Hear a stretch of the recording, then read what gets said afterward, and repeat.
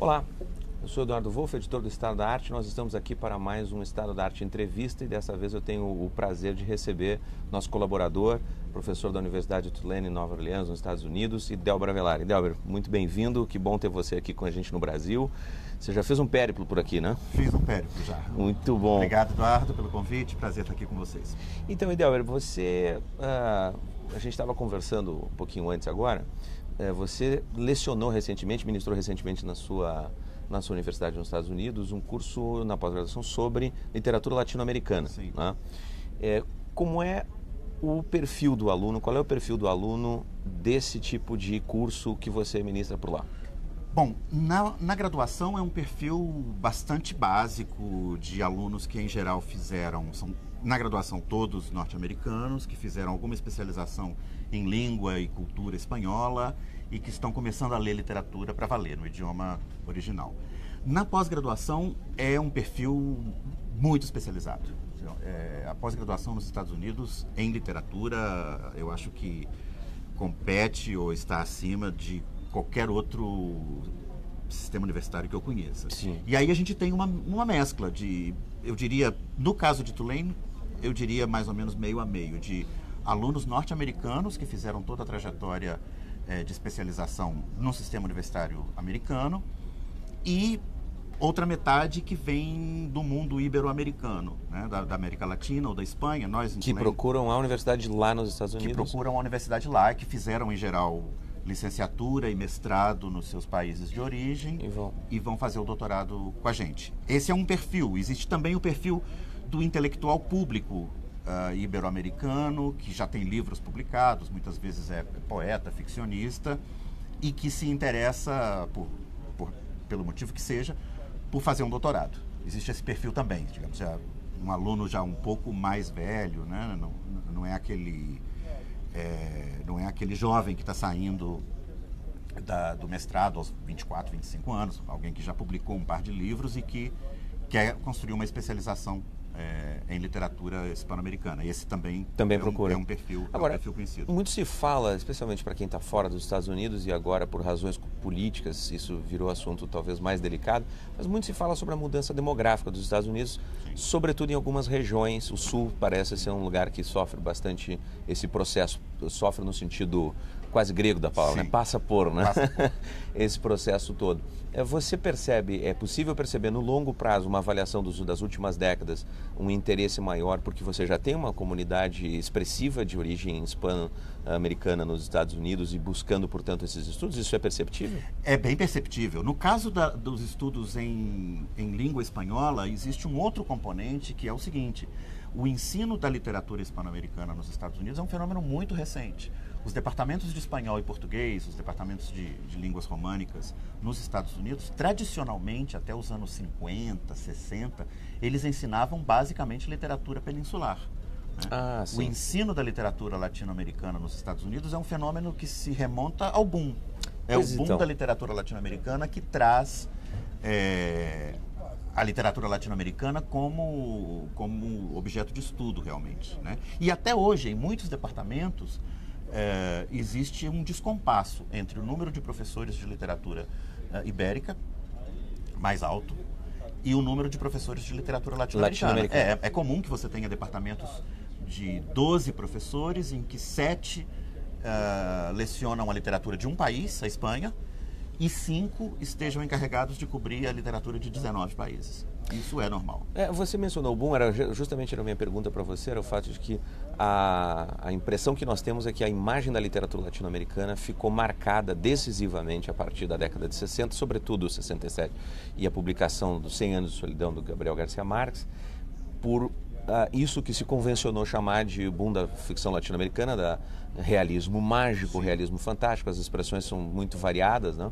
E a expressão a qual foram se associando autores também muito variados, muito distintos entre si. Os Estados Unidos, nos estudos acadêmicos, nos estudos universitários e para o público leitor, assim, você percebe que há um interesse para além dessa geração dos anos 60 e 70 e da geração do boom? Existe. Ou ainda é muito marcado? Existe um interesse crescente, mas a primeira entrada do aluno na literatura latino-americana, em geral, se dá mediada por por esses conceitos, né? Inclusive, assim, uma das coisas que eu digo a eles no começo da carreira garotada, o realismo mágico é um elemento bastante pequeno, na verdade, muito localizado em alguns países, dentro de um universo muitíssimo maior, que é o da literatura latino-americana como um todo. Não existe realismo mágico na literatura do Rio da Prata, por exemplo, né? Na grande literatura bonaerense e de Montevideo. Não tem uma tendência natural ao leitor americano de aproximar um Cortázar da vida ou mesmo um Borges desse universo do... Essa tendência existe, é uma das coisas que a gente Você corrige. precisa frear. Você precisa Perfeito. frear, exatamente. Sim. Você precisa frear essa associação, né, que é mais ou menos imediata. Porque o realismo mágico foi, entre outras coisas, ele foi a porta de entrada da literatura latino-americana aos cursos de literatura do terceiro mundo, né, que foi um modelo um modelo pedagógico através do qual a globalização entrou nos departamentos de literatura norte-americanos, né? No caso das literaturas asiáticas e africanas, existe ali uma marca de outridade que é muito mais perceptível do que em Borges, ou em Cortázar, ou em Macedônio Fernandes, ou em outros escritores latino-americanos que não aparecem ao leitor estadunidense como algo muito outro, digamos, né? Não existe ali uma outridade étnica reconhecível, não existe uma outridade linguística reconhecível, enfim. Então, o realismo mágico funcionou como essa espécie de porta de entrada da literatura latino-americana enquanto literatura outra, que você poderia reconhecer como algo diferente, né? Então, é uma faca de dois gumes, claro, porque ele começa a funcionar como um mecanismo estereotípico também. Também, perfeito. Agora, uma questão que eu queria trazer aqui para a gente discutir é justamente o seguinte: o leitor que se aproxima dessa literatura de Borges, de Cortázar, da literatura argentina tradicionalmente vista como mais cosmopolita, de certa forma mais europeia, sim, né? Ele consegue perceber claramente a diferença entre esse estilo de literatura por oposição a algumas formas da literatura latino-americana, como as que vão ficar mais conhecidas na região da América Central e tudo mais. Isso é preciso uma condução do professor, ou você acha que isso é natural para ele? Ele percebe imediatamente que ali estão operando registros muito distintos, né?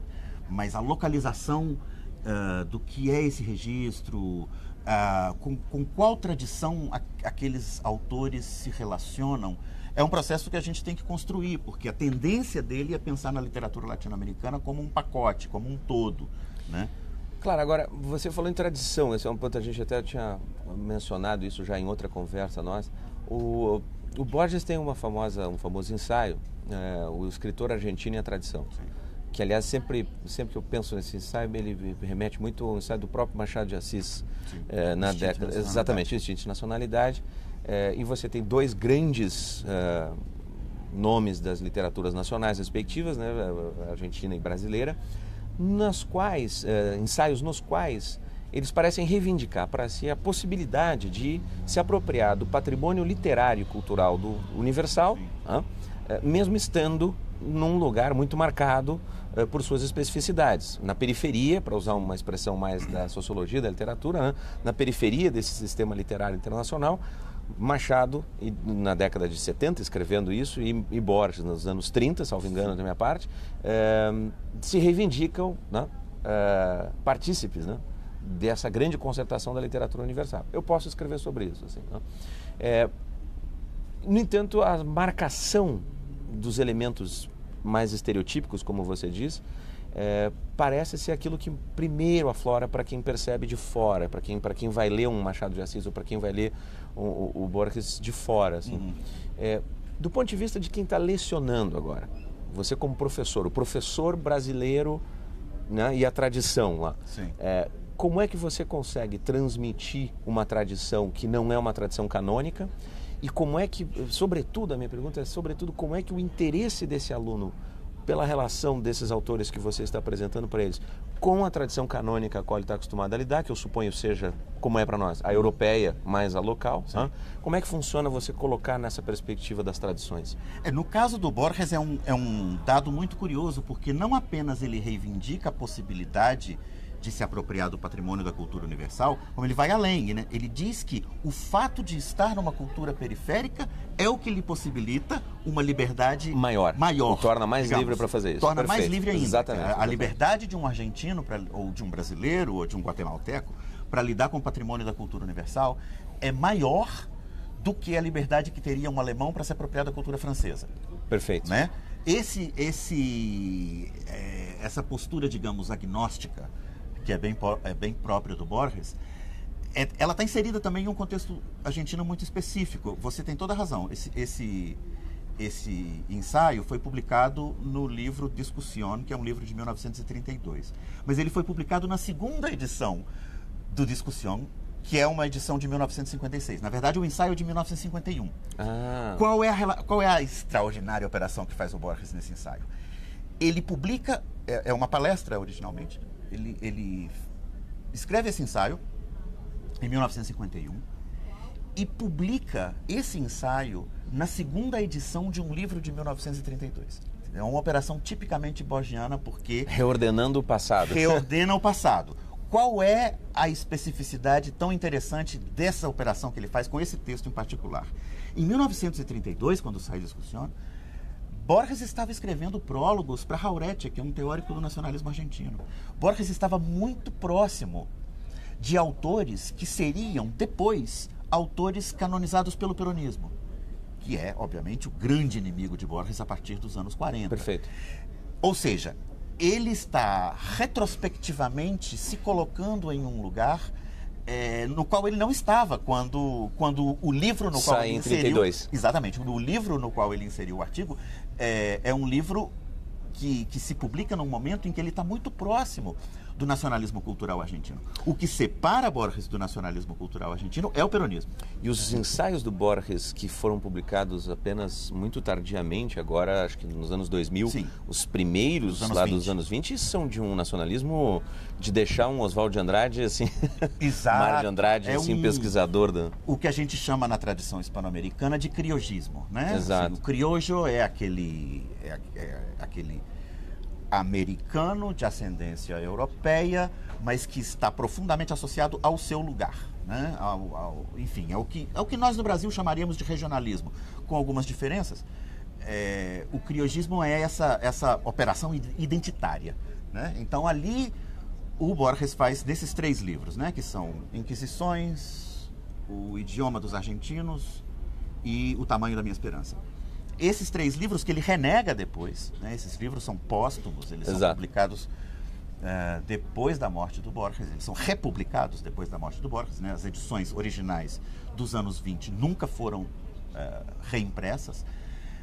Ali ele faz uma série de operações com a língua, por exemplo, né? que nenhum borgiano formado nos livros clássicos de Borges que se canonizaram depois reconheceria, né?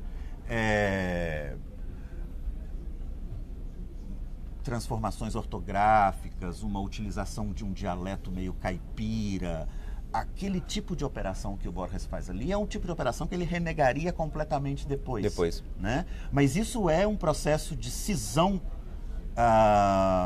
que acontece na cultura argentina a partir do peronismo.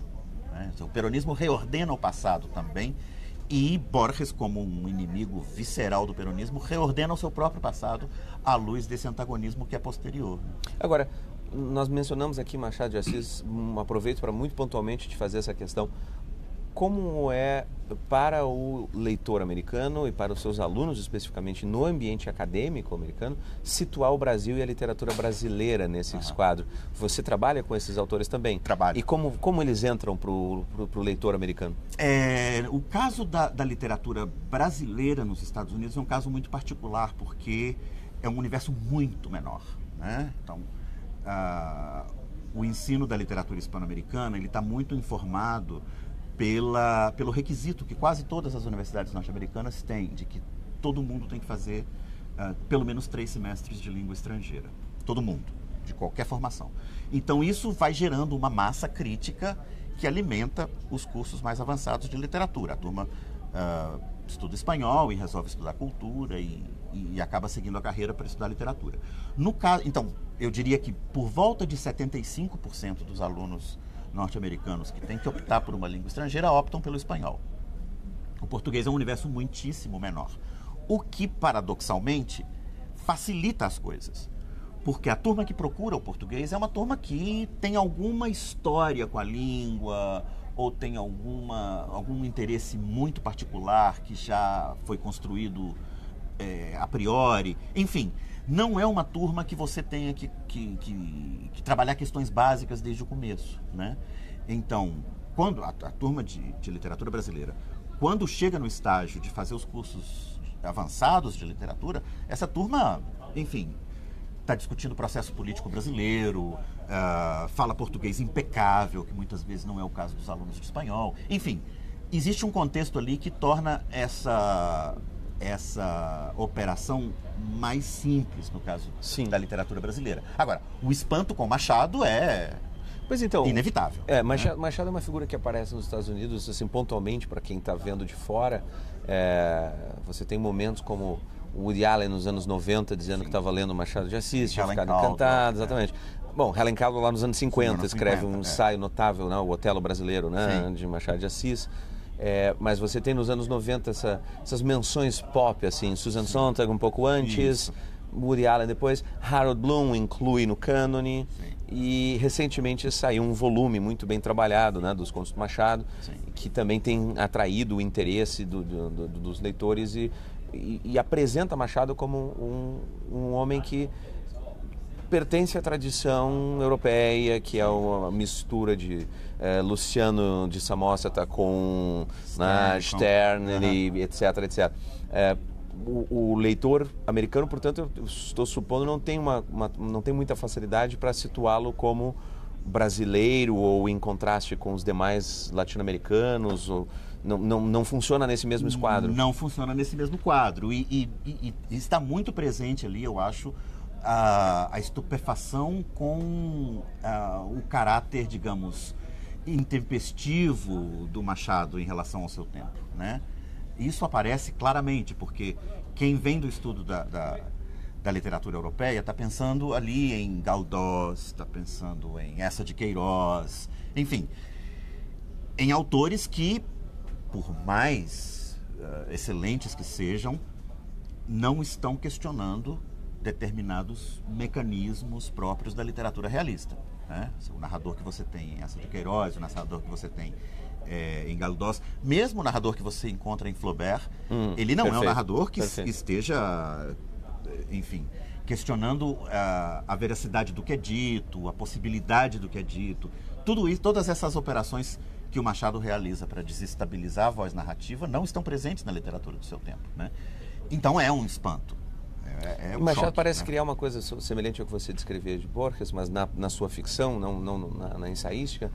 Parece que há uma espécie de reordenamento do passado também, porque ao adotar com frequência estilos levemente arcaizantes, e ao se valer de um repertório que vai aos gregos e aos romanos antigos, a Bíblia, um pouco de Shakespeare, e o moralismo francês do 17 e 18, faz passar por arcaico aquilo que na verdade é muito moderno. Então ele está fazendo algo moderno, mas reordenando um pertencimento a uma tradição muito anterior, né? Diversas tradições anteriores. Isso é muito exigente para um leitor brasileiro. Isso é exigente. Eu lembro da experiência de lecionar isso em secundário, no colegial, e é muito exigente para o leitor reconhecer que Machado está numa posição diferente. O leitor americano que se interessa por ficção latino-americana, estudos latino-americanos, inclusive literatura brasileira, ele está familiarizado com esse repertório para aprender isso? Eu acho que a turma da pós-graduação está um pouquinho mais familiarizada, acredito eu, do que, digamos, o leitor típico do ensino universitário brasileiro. Eu imagino, assim, que esse repertório, Shakespeare, Shakespeare é lido na escola secundária, nos Estados Unidos, nas boas escolas secundárias, né? Assim, a turma que chega na graduação é uma turma que conhece, pelo menos, Otelo, Hamlet, King Lear, enfim, o básico de Shakespeare. Perfeito. Né? Que é, enfim, o repertório shakespeariano ao qual recorre o Machado. Eu acho que sim. O que é mais complicado, eu acho, é estabelecer a relação do Machado com o contexto brasileiro do seu tempo. Né? Aquela operação que o Roberto Schwartz faz, por exemplo, né, de ver ali as marcas da importação do discurso liberal para o Brasil, essa operação ela é mais complexa de se fazer, porque a tendência do leitor norte-americano no primeiro contato é ler aquilo naquele registro. Uau, isso é muito avançado para o seu tempo. Sim. Né? É a modernidade que espanta. Assim, a modernidade é que espanta. Um autor que problematiza a própria estrutura narrativa, a própria natureza da narração e tal. Agora, você mencionou lá no início da conversa a ideia de que a literatura latino-americana, especialmente a partir do boom, acabou servindo como o veículo de difusão do momento da globalização para os estudos literários e tudo mais, posicionando os estudos latino-americanos, né? No entanto, tem uma espécie de dificuldade que isso parece ter coincidido, você me corrija se estiver errado, isso parece ter coincidido também com um momento em que uma certa variedade dos estudos culturais nos Estados Unidos, sobretudo nos Estados Unidos, mas não apenas, mais ou menos amarra os estudos culturais e literários a certas agendas, né? Sim. As agendas identitárias, as agendas de um culturalismo, digamos assim, desconexo das outras práticas dos estudos literários mais clássicos, estudos filológicos e tudo mais. Quer dizer, você percebe isso, assim, ó, se você precisa fazer um curso, você se sente cobrado, instado a ministrar a partir de pautas identitárias, a mulher na ficção latino-americana, a mulher com um dedo a menos, uma unha quebrada e um olho mais ou menos caolho, etc. Você percebe essa caricatura que se faz? Ou isso é mais uma caricatura e a liberdade acadêmica está mais ou menos garantida nesse espaço? Eu acho que no caso da literatura latino-americana, esse tipo de cobrança é relativamente raro. Ele é relativamente raro porque a literatura ali está inserida em um contexto, digamos, que já é de antemão politizado. Já é uma identidade. Já os estudos é latino-americanos já são identitários. Enfim, o problema da literatura como expressão de uma coletividade já está dado de antemão. Aquela operação que precisaria ser feita se você estivesse ministrando um curso sobre Joyce ou sobre Shakespeare, já está realizada. Já está dada a priori. Perfeito. E já está pressuposta, né? Não, a liberdade acadêmica, assim, você pode dizer que tem havido alguns movimentos que são preocupantes, mas eu ainda vejo liberdade acadêmica nos Estados Unidos como ou seja, uma fundação o que existe, na verdade, sólida. são ainda modismos, né? Mas não há momento da história da universidade que não tenha tido seus modismos, né? Então há essa predominância de certas ortodoxias que se formam, ortodoxias acadêmicas, né? Se estuda a literatura nesse estilo e não naquele e tal. Agora, aproveitando esse tema da liberdade, há uma questão preocupante nos Estados Unidos que foi lamentavelmente importada para o Brasil. E eu venho acompanhando isso pela imprensa pelo menos desde 2014, que recebeu até a alcunha de assim, a temporada das Uninvitations, que é quando começou lá em 2014, Madeleine Albright, ex-secretária de Estado do governo Clinton, democrata, Ayaan Hirsi Ali, uma professora de Harvard, né, agora atualmente em Stanford, mas que tem uma história pessoal notável, o livro dela em português, né, Infiel, e recentemente Hereges. Ela é uma somali que consegue escapar de um casamento arranjado, vai para os Países Baixos, vai para a Holanda, lá vira uma deputada liberal, grava com Theo Van Gogh, que é assassinado, fazem uma fátua contra ela, por ela denunciar os maus tratos do Islã radical africano, sobretudo, né, contra as mulheres, hoje nos Estados Unidos. Ela é convidada e as feministas impedem, né, de falar.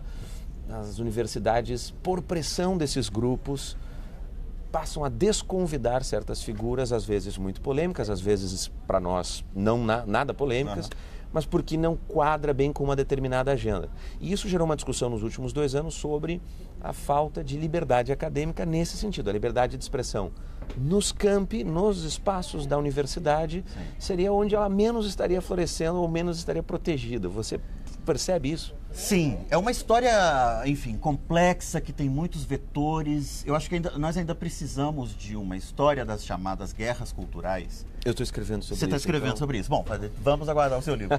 Porque eu acho que existe um momento que nós poderíamos chamar assim, da culturalização das lutas políticas, em que os efeitos, no meu modo de ver, são fundamentalmente positivos. A pauta de que o pessoal também é político, entendida, digamos, de uma maneira não policialesca, né? Ou seja, não no sentido de que você vai policiar a vida privada de ninguém, mas no sentido de que as privacidades estão atravessadas por hierarquias políticas. Toda essa pauta de um primeiro momento dos estudos culturais, eu acho positiva. A pauta, por exemplo, da valoração estética dos objetos, né? Assim, eu sei que você se interessa muito por estética, eu também. E há um determinado momento em que o influxo que vem dos estudos culturais, no sentido de questionar hierarquias estéticas que estão dadas de antemão, é basicamente positivo, né? Como vão se atravessando diferentes vetores nessas lutas ao longo das últimas, eu diria, 3 décadas, né? Já são 3 décadas. Essas guerras culturais começam muito fortemente já no final dos anos 80. No ano que vem faz 30 anos, vai se completar os 30 anos do episódio que marca talvez o momento assim, inicial mais importante, que seria o episódio do Mapplethorpe, do Robert Mapplethorpe. Exatamente, no Robert Mapplethorpe, que ali é a direita. Perfeito. Né? Ali é a direita que está censurando. Naquele momento ali, por exemplo, a interdição da presença do corpo nu numa fotografia, numa exibição, etc., ela é uma operação realizada pela direita mais religiosa ou pela direita, enfim, por aquela coalizão de direita que o reaganismo constrói, né? A direita evangélica, moral. Naquele momento, sobretudo, essa evangélica e moral, essa direita evangélica Perfeito. moral, né? Que está, naquele momento, muito alinhada com 2 outras direitas, né? A direita, digamos, do Estado mínimo, né? O conservador fiscal, e a direita dos falcões, a direita da política externa, né? Essa coalizão entre essas 3 direitas se quebra em algum momento, né? Ela se quebra em algum momento do governo Bush, em que no caso Bush filho. No caso Bush filho, claro. Em meados da década passada, os conservadores fiscais mais coerentes dos Estados Unidos começam a romper e a dizer, olha, essa gastança para guerras inúteis, isso aqui não é o projeto de Estado mínimo que nós tínhamos, né? Isso na direita. Na esquerda, acontece um processo que é correlato e contemporâneo, que precisa ser melhor estudado, eu acho, né? Que é da crítica da noção liberal de liberdade de expressão como uma espécie de universal neutro, né? Que é uma crítica que eu acho legítima, né? Você, digamos, você demonstrar que nem todos os grupos sociais têm o mesmo acesso à palavra, que a liberdade de expressão não é, digamos, uma espécie de imperativo vazio, desprovido de inserção nas lutas sociais, etc. Daí se passa em algum momento, vai se passando em algum momento, a noção de que é legítimo você arregimentar uma turba para impedir alguém de falar, né? Assim, são 2 noções muito diferentes entre si, né? Uma delas é você dizer existem grupos historicamente excluídos e, portanto, a noção de liberdade de expressão tem que ser entendida à luz desses privilégios, à luz dessas hierarquias. Isso é uma coisa. Outra coisa é dizer, bom, essa voz aqui representa um fascismo que historicamente nos impediu de falar e, portanto, é ok arregimentar uma turba para impedir que a palestra aconteça, né? Esse tipo de operação retórica está acontecendo cada vez com mais frequência. Você provavelmente acompanha isso com mais vagar do que eu, mas dos casos que eu conheço, a justificativa em geral passa por aí, né? Você associa aquele indivíduo com um processo histórico que é, enfim, coletivo, que passa por mil e um enfrentamentos, né, que não são individualizáveis. E aí, daí, você associar aquela figura a uma opressão estrutural e, portanto, aí se sentir legitimado a regimentar turbas para impedir essa figura de falar. Aconteceu recentemente, no ano passado, com Charles Murray, com Charles Murray, né? Que é, enfim, uma figura problemática. Bem polêmica. Bem polêmica, etc. Né? Mas é muito preocupante, porque quem é que... A pergunta óbvia que há que se fazer, né? Assim, quem é que vai decidir quem pode falar ou não?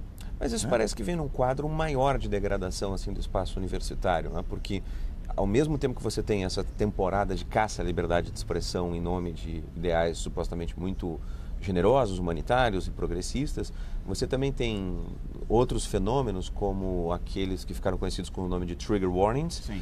Então, se eu sou um professor de classics, eu vou lecionar um episódio de Ovídio das Metamorfoses, mas aquilo pode despertar em algum aluno, alguma aluna, o incômodo, porque há uma cena de violência sexual, um rapto ou isso ou aquilo, eu preciso lhe avisar antes. Sim. E mais do que isso, eu estou obrigado a dispensá-lo da aula e de quaisquer avaliações futuras, caso aquilo não deixe ele muito bem em sala de aula. E o que se soma a um outro termo que também está na voga americana, que é o dos espaços seguros, os safe spaces. Né? E o espaço é seguro não no sentido nosso brasileiro, que a gente está desesperado para ter um espaço em que a gente não seja assaltado, né, violentado, não atirem na gente, mas no sentido de que eu não quero, sob hipótese alguma, ser confrontado com nada que mexa com as minhas emoções, com os meus brilhos. Minhas convicções. Exatamente. Então, se eu me sentir triste, se eu me sentir incomodado, perturbado com alguma informação, com algum autor, com alguma análise, com algum dado da realidade que vai ser exposto em aula, eu posso recusar. Quer dizer, de alguma forma, você tem um ambiente muito peculiar que é a universidade, um espaço de pesquisa, de confrontamento, de ideias, sendo tornado, assim, se tornando gradativamente refém de um tipo de agenda incompatível com a ideia de pesquisa e de liberdade acadêmica. Né? E isso talvez tenha se agravado, pelo menos é um pouco a impressão que eu tenho, tem uma espécie de motor duplo ali, né? de via dupla. Ao mesmo tempo em que isso foi muito bem explorado pelo Steve Bannon e pelo Breitbart e pela militância virtual da campanha do populismo de direita do Donald Trump para se eleger, também alimentou a vitória de Donald Trump, alimentou um recrudescimento dessas posições que se radicalizaram, e a universidade é cada vez mais homogeneamente anti-conservatismo, anti-pluralista e fechada nessas posições. Qual é a saída no cenário americano? Você vê uma esperança para essa... Eu não vejo... Bom, eu vejo, digamos, pequenas ações que podem ser realizadas, né, aqui ou acolá. Eu não vejo um grande projeto, digamos, de contraposição a esse tipo de clima. É um clima bastante pesado. A vitória do Donald Trump só intensificou, né, essa polarização. É um quadro complicado. Eu me lembro, eu cheguei nos Estados Unidos em 1990, e eu me lembro de uma época em que exibir um filme como, por exemplo, A Dama do Lotação era problemático do ponto de vista do aluno religioso, né? Ali era o aluno religioso que poderia, digamos, te criar algum problema no sentido de se recusar a ver, né? Agora tem um novo carolismo. Exatamente. E tudo bem, eu acho que as críticas plausíveis ao filme vão se renovar com o tempo. Claro. O problema é quando a figura se recusa a ver, né? Isso eu vi pela primeira vez com essas novas pautas em um curso sobre... Eu estava ministrando um curso sobre, na literatura comparada, um curso sobre práticas radicais, né? Blanchot, Bataille, Klossowski, Pasolini. Eram esses 4 autores. E aí foi quando eu me confrontei pela primeira vez com esse fenômeno, né? O fenômeno da figura que se recusa a ler.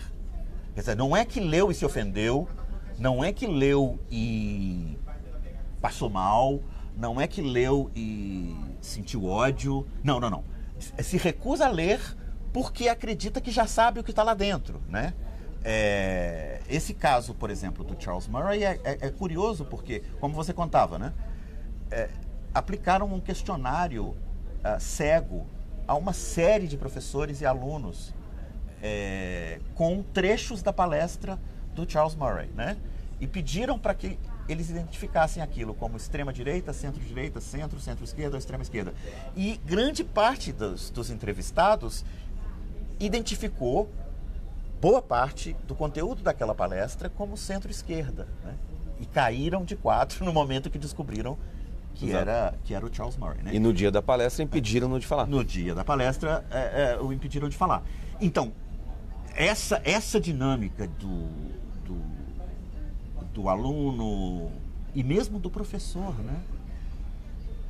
Que se recusa a ler é bastante assustadora, né? É um fenômeno, digamos. No meu caso em particular, no caso nosso da literatura latino-americana... Você não tem enfrentado isso? Não, não tem enfrentado isso. Tanto melhor para você. Tá. Para a gente fechar, você vai ministrar um curso agora, na pós-graduação também, salvo engano meu, Sim. Sobre junho de 2013 no Brasil. O cenário, o episódio histórico das grandes manifestações de junho, que se completam agora 5 anos. E você, inclusive, ontem deu essa entrevista, terça-feira, dia 19. Sim. Ontem deu essa entrevista para Mônica Waldvogel no programa Entre Aspas, na Globo News. Um debate com o Giuseppe Coco, certo? Isso. E fala um pouquinho pra gente, assim, pelo amor de Deus, junho de 2013 acabou? Não acabou. Não acabou no sentido de que... Você está feliz com isso e eu estou triste. Estamos Brincadeira. felizes e tristes ao mesmo tempo. Porque qualquer processo político que você possa identificar na sociedade brasileira ao longo dos últimos 5 anos é tributário de junho, né? É a partir de junho que se promulga, por exemplo, a lei da delação premiada, que é o fundamento da Lava Jato, né? Assim, a Lava Jato é uma das consequências de junho, né? A emergência de, enfim, uma série de movimentos autonomistas na esquerda, as ocupas, novas formas de ativismo digital, isso na esquerda, né? Na direita, a emergência de um discurso mais raivosamente nacionalista, né? E às vezes até militarista. O próprio processo de impeachment, que está diretamente vinculado, eu acho, a um estelionato eleitoral, mas que tem raízes também na falta de resposta do governo Dilma às revoltas de junho. Então, eu acho que é o eixo fundamental para se entender a história brasileira. Eu discordo dos meus amigos de esquerda que acham que o acontecimento capital dos últimos anos foi o impeachment. Eu vejo o impeachment como um ajuste político-eleitoral, né, de importância ancilar, né, derivada do espaço muito mais amplo, muito mais múltiplo, que é o espaço aberto por junho. Próximo artigo do Estado da Arte é sobre? Futebol, pode ser? Futebol e política? Futebol, estamos numa Copa, eu sequestrei o Idelber no meio do jogo de Portugal, ele está... Primeiro jogo que eu estou perdendo. Curiosíssimo para saber o resultado do jogo, eu também, então a gente encerra por aqui. Queria agradecer mais uma vez a presença do Idelber, muito obrigado, meu caro. Nos vemos no próximo Estado da Arte Entrevista, até lá. Até mais.